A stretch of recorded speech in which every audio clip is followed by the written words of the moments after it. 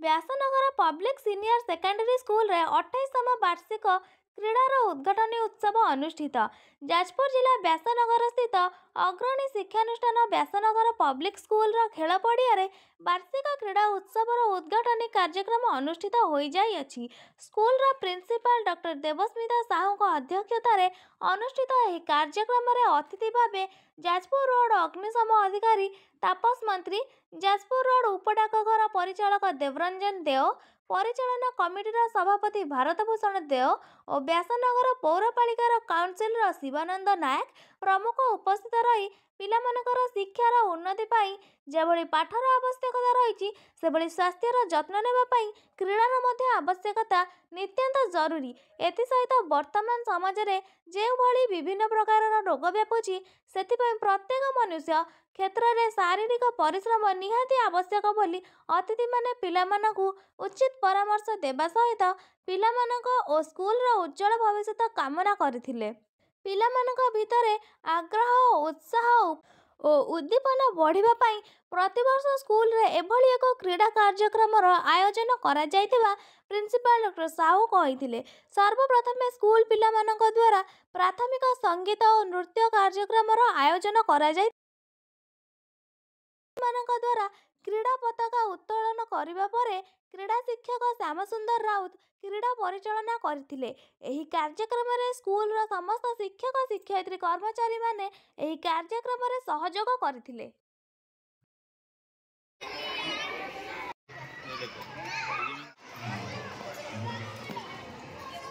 आजिर एठारे Vyasnagar public school रे annual sports day उद्घाटन हो एवं प्रथमे एक 100 मीटर रनिंग जो रही एठिकार पिला माने मध्य best effort देइचंदी।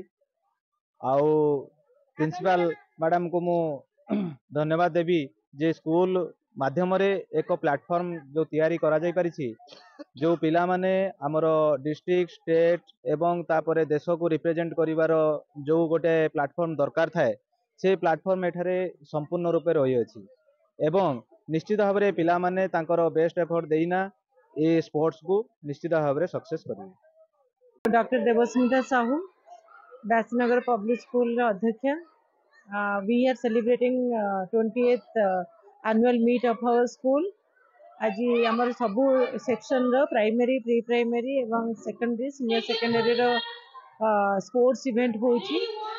Around 1500 students participate करिसेंती एवं पूरा स्कूल पूरा एकदम गोटे एंटरटेनमेंट रो माहौल अछि कारण आमे सबले चाहू जे पिला मन को ऑल राउंड डेवलपमेंट हो and sports is a part where children used to learn the discipline.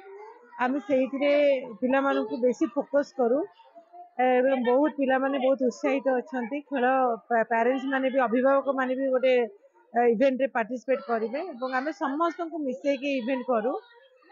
तो सबू पूरा श्रेय देवी स्कूल शिक्षक शिक्षयित्री मान को जो मैंने प्रॉपर्ली अरेंज करिसेंती एवं इवेंट की आमे 3 दिन धरी चलेबू।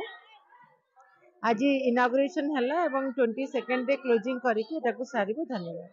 आज जो क्रीड़ा उत्सव रे व्यास पब्लिक स्कूल एटी क्रीड़ा सेशन स्टार्ट होइछि। एटा डॉक्टर देवस्मिता साहू प्रिंसिपाल तत्वावधान यही सब खेल छोट छोट पिला मानकर एनुअल स्पोर्ट्स डे स्टार्ट हो सारी।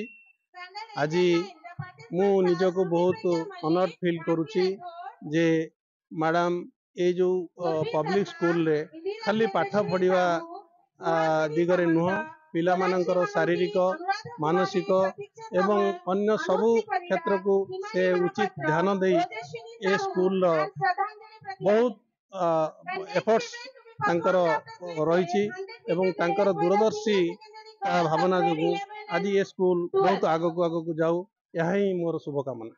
मध्य बहुत एक्साइटेड अच्छा ये स्पोर्ट्स गोटे इमती पिला सब एक्सेस दिए जे कि खाली पाठ पढ़ले हेनी समस्ते चिंता कर आम खाली आईएएस आउ आईपीएस कि ओएस ये सब पाइले हेनी पिला टैलेंट थिले से माने स्पोर्ट्स रे बहुत ऊपर को जाई परिबे। सब पिला को मु समस्त कही समस्त पार्टिसिपेट करंतु हार जीत अच्छी किए फास्ट सेकेंड थर्ड से अलग कथा समस्ते पार्टिसिपेट करते समस्त डिसिप्लिन वे खेल खेलती ये